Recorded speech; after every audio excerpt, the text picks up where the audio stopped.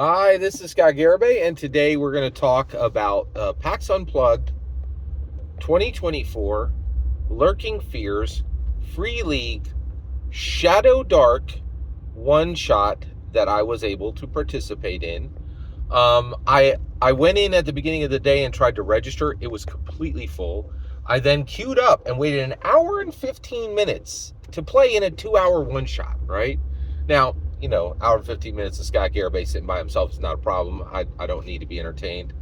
My mind's always running. So not a problem. So the wait time was really not an issue for me. But it really astounded me that people were waiting in line to play in these sessions, and that this thing filled out way before the convention even started, right?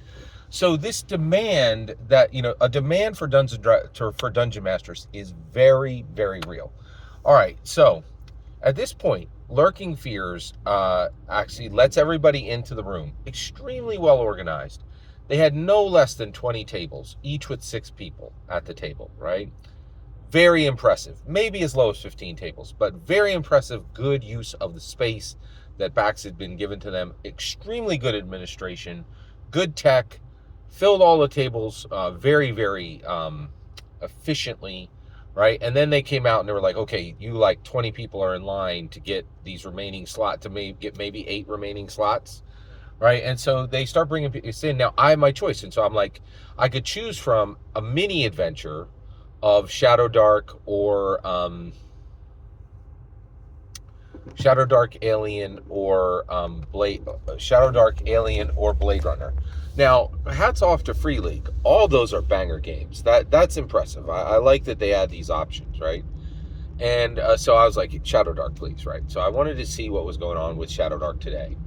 So I go in and there's 6 people at the table. Okay, now get this. This really shocked me. Let's talk about the players at the table, the Dragon Masters, right? Every single one of them, except the Dungeon Master and except myself, were white males. Okay? Every single one of them was middle-aged except one. One person was 25 to 35 years old, younger. Okay? Every single one wore glasses. One person around the table did not have a beard. So there were 5 out of 6 were gleards, glasses and beard. If you don't know what a gleard is, I'll define it right now. I think it's my term. I don't think anybody else has ever come up with this. But a gleard is essentially a uniform for Dungeons & Dragons. A lot of dudes who play Dungeons & Dragons have glasses and a beard. And this is demographics. So the reason why I'm talking about this is a field report. I want to talk about the demographics of Dungeons & Dragons competitor products, right? And so Dungeons & Dragons and Dungeons & Dragons competitor products like Shadowdark have a ton of these gleards. And I'm one of them. I'm a glasses and a beard guy. And by the way, I think, neck beard I think that's terrible. Gleared is simply stating a fact, right? I'm not a neck beard. My neck is usually shaved, right? And even if you are a neck beard, there's nothing to be shamed with that. Like, you get to choose how you groom yourself. And I don't think people should throw shade at that, right? But I thought it was very interesting that 5 out of 6 people at the table were gleards, right? Now, let's talk about the Dungeon Master himself. Okay, so first of all, the Dungeon Master did not give us his name at the beginning of the session. I didn't like that, right? He did give it to us at the end. His name was Jurhan. Also, to Lurking Fears and Free Leagues and PAX's credit, PAX Unplugged's credit, he was African American. So he was an African American man male who was running Shadowdark. I think that's awesome, right? We have been trying to get significant representation into Dungeons & Dragons since day one. And there's a huge debate right now on whether Dungeons & Dragons has always been progressive. Dungeons & Dragons has always been progressive in intent. It has not always been progressive in actual demographics. I do believe the vast majority of players like in 1970s and 1980s were white, right? I'm telling you right now, I just sat at a table. By the way, so there were actually 7 players in this game, 7 Dragon Masters, right? They brought in an extra person and squoze them into our our table, right? So we had 7 players at the table, 1 dungeon master. 6 of those players were white, male. 5 of them were glasses and a beard.